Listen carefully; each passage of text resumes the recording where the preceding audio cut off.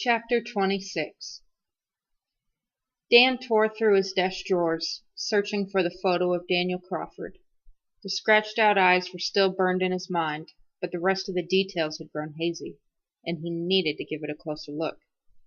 When he dumped out the entire contents of his drawers onto his bed, and the picture still hadn't surfaced, he started to feel a tightening in his chest. No matter how many times he sifted through the pile, he simply couldn't find it. The photo was gone. He had seen the photograph, hadn't he? Yes, he was absolutely sure. He had even questioned Felix about it, which was how he had learned about the old wing in the first place. Maybe Felix had taken the photograph for some reason. Dan couldn't imagine why, but it was better than the alternative. Someone sneaking around in his room, planting spooky pictures and taking them away. He reached under his bed where he had hidden the folder, half expecting it to be gone too. But no, there it was, exactly as he had left it. He wanted to make sure he hadn't missed anything last time. Maybe he'd even put the photo in here without remembering it. He opened the folder. There, right on top of the stack of papers, was a note in now dreadfully familiar handwriting. This one wasn't even in an envelope. In a mad world, only the mad are sane. Dan hurled the folder across the room. Papers went flying. "I can't take this anymore!" he shouted. A moment later there was a knock at the door, and a guy from the room next to his, Thomas, stuck his head in. "You okay, man?" he said. Dan nodded, too upset to say anything coherent. "Because, if you have anything you want to talk about, about Joe and all, they have counselors. Or I could, if you need it." His voice trailed off. "No, man, it's really okay. Thanks for asking," Dan said, puffing out his cheeks in what he hoped looked like a smile. Thomas closed the door with a shrug. Dan didn't want help, and he definitely didn't need other people's pity. At dinner, Abby was withdrawn. She slumped in her chair, chewing her nails and holding a staring contest with her mashed potatoes. Dan was still mulling over the little he knew about his mysterious stalker. While everyone in the cafeteria was noticeably more subdued than usual, Dan felt like all the sadness in the room originated at his table. Finally, Abby spoke. "So I was thinking, we must be terrible people. Really, really terrible people. That's not what I was thinking, but go on." "It's Jordan," Abby said, sliding down even further in her chair. "I feel like we've completely failed him." "How? You've been texting him like crazy. He knows we're reaching out." "That's not enough. We should go see him. We have to get through to him. Otherwise, we're no better than his family. Or that guy from his school who ditched him. Abby, if he wants to be left alone." "But he doesn't. We all process stress differently. I think he's hiding. Like he thinks he'd be a burden or something, if he told us what's going on. I want to know that's not true at all." "I know, but I still worry about invading his space.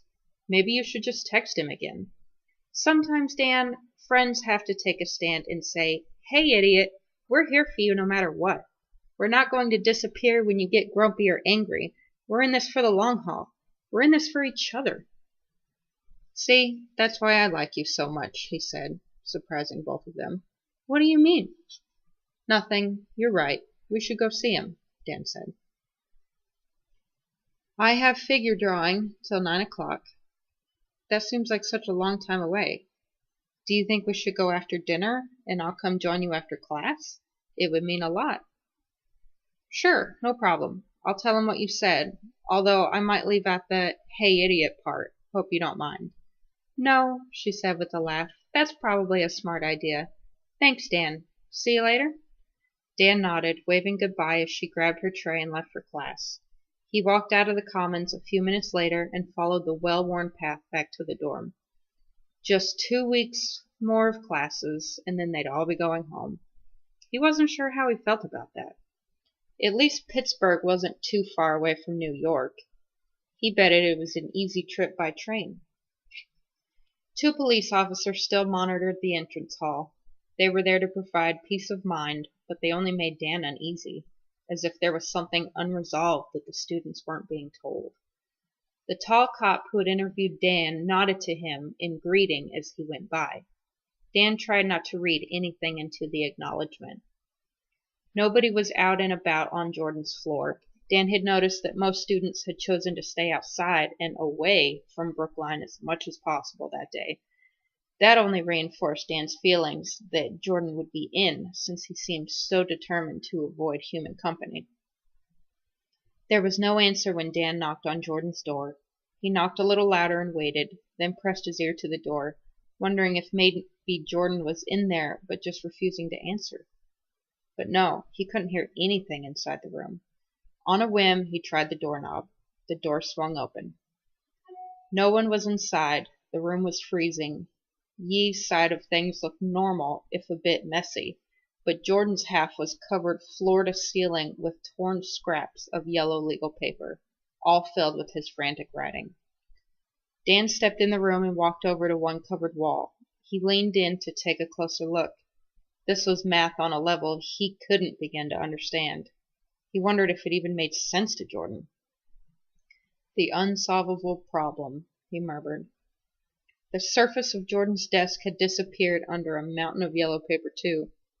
Laying on top, though, were two photographs that had been printed on regular computer paper.